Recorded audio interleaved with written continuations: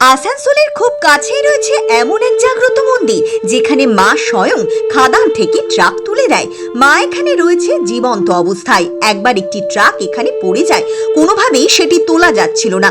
তখন এখানকার সেবায়েত মায়ের কাছে মানত করা মাত্রই সাথে সাথে ট্রাকটি উঠে যায়। এইটাও ছিল একটা ইসিএল এর একটা কোলেরি খাদান। তো এখানে লোডিং বাবু ছিলেন স্বর্গীয় মাতৃসাধক অমরচন্দ্র ঘোষ মহাশয়। আচ্ছা। তো উনি এখানকার তখন লোডিং বাবু ছিলেন। তো তখন একটা ট্রাক এখানে পড়ে যায়। তো সেই ট্রাকটা কিন্তু কোনো মতো উঠে না, আপনার ক্রেন আর বিভিন্ন রকম যে সমস্ত তোলা জল থেকে তোলার ওই কোনো মতো, কিন্তু মাকে উনি মানত করেন। তোলার পর কিন্তু বিনা বাধায় সে ট্রাকটা উঠে যায়। তারপর প্রায় 2 বছর পর মা ওনাকে স্বপ্ন দেয় মানত পূরণের জন্য এবং মন্দির নির্মাণ করার জন্য। তারপরও স্বর্গীয় অমরচন্দ্র ঘোষ মহাশয় এই মন্দিরটা নির্মাণ করেন এবং সঙ্গে কিছু আর্থিক ভক্ত এবং বিশেষ করে কিছু মুসলিম যুবক এগিয়ে আসে। তারপরে মায়ের মন্দিরটা নির্মাণ করা হয়।